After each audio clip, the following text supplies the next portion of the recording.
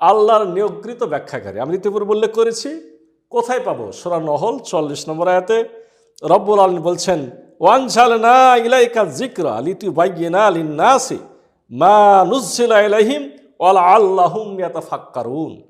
আমি এই কিতাব তোমার উপর, এই জিকির তোমার উপর নাজিল করেছি, তোমার কাজ কি? মানুষদের কাছে তুমি ব্যাখ্যা করে বুঝিয়ে দাও এবং মানুষেরাও যাতে জ্ঞান গবেষণা করে। তাহলে বোঝা গেল যে কোরআনকে ব্যাখ্যা করার দায়িত্ব আল্লাহ রসুলকে আল্লাহ দিয়েছিলেন। তাহলে যদি রসুলুল্লাহর ব্যাখ্যাগুলোকে আমরা বাদ দিয়ে দিই, তাহলে তো অনেক সঠিক ব্যাখ্যা হারিয়ে যাওয়ার কারণে মূল বিষয়টি আমাদের কাছে হারিয়ে যাওয়ার আশঙ্কা আছে।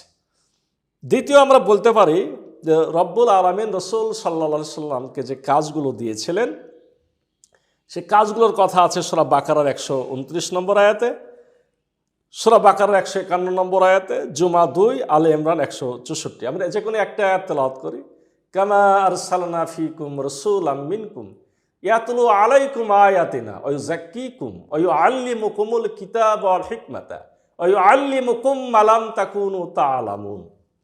আল্লাহ রাব্বুল আলামিন বলছেন যে আমি তো রসুলকে পাঠিয়েছি, সে কি করে? তোমাদের কাছে কোরআনের আয়াত তেলাওয়াত করে শোনায়, তোমাদেরকে পরিশুদ্ধ করে, তোমাদেরকে কিতাবের জ্ঞান দেয়।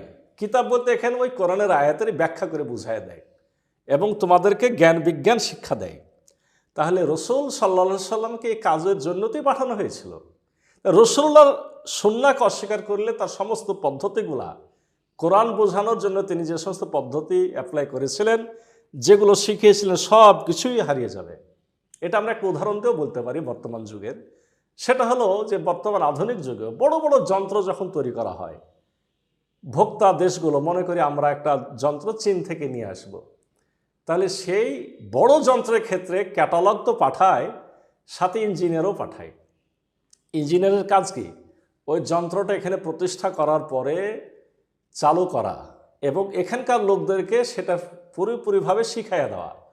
যখন এখানকার মানুষরা আমরা শিখে ফেলি, তখন আগের ইঞ্জিনিয়ার বিদায় নেয়। ঠিক আল্লাহ রসুল হজরত মুহাম্মদ সাল্লাল্লাহু সাল্লামকে ম্যানুয়াল কোরআন দিয়ে পাঠানো হয়েছিল, সেই সাথে আমরা যাতে ওই কোরআনটা কিভাবে অনুসরণ করে সমাজ ইসলাম প্রতিষ্ঠিত করতে পারবো, সেটাও রসুল সাল্লাল্লাহু আলাইহি ওয়াসাল্লামের মাধ্যমে আমরা শিখেছি।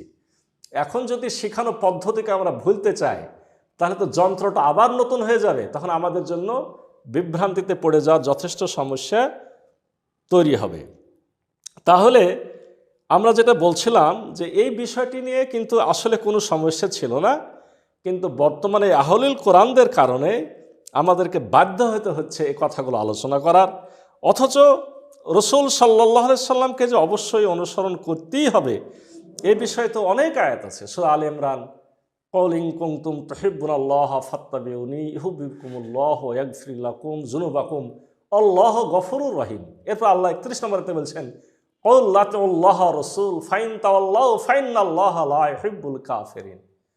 আল্লাহ রাব্বুল আলামিন স্পষ্ট বলছেন যে তোমরা যদি আমার ভালোবাসা পেতে চাও, তাহলে রাসূলুল্লাহর অনুসরণ করো, তাহলে তোমাদের গুনাহ খাতা মাফ করে দেওয়া হবে। তোমরা আল্লাহর আনুগত্য করো, রাসূলের আনুগত্য করো, আর যারা এগুলোর অস্বীকারী তারাই কাফের। সূরা হাশরের 7 নম্বর আয়াতে আল্লাহ বলছেন, মা আতাকুমুর রাসূলু ফাখুযুহু ওয়া মা নাহাকুম আনহু ফান্তাহু। রাসূল যা দেন তা তোমরা গ্রহণ করো এবং রাসূল সাল্লাল্লাহু আলাইহি ওয়াসাল্লাম যেখান থেকে তোমরা নিষেধ করেন সেখান থেকে তোমরা বিরত থাকো।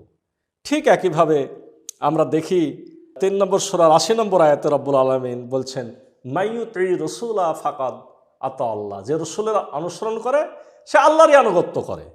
ঠিক একইভাবে আমরা দেখছি সূরা আহজাব 21 নম্বর আয়াতে আল্লাহ বলছেন, লাকাদ কানা লাকুম ফি রাসূলিল্লাহি উসওয়াতুন হাসানা। রাসূলুল্লাহর মধ্যে রয়েছে তোমাদের জন্য উত্তম আদর্শ। তাহলে এতগুলো কথা থাকার পরে সম্পূর্ণরূপে হাদিস অস্বীকার করা এটা তো সম্ভব নয়।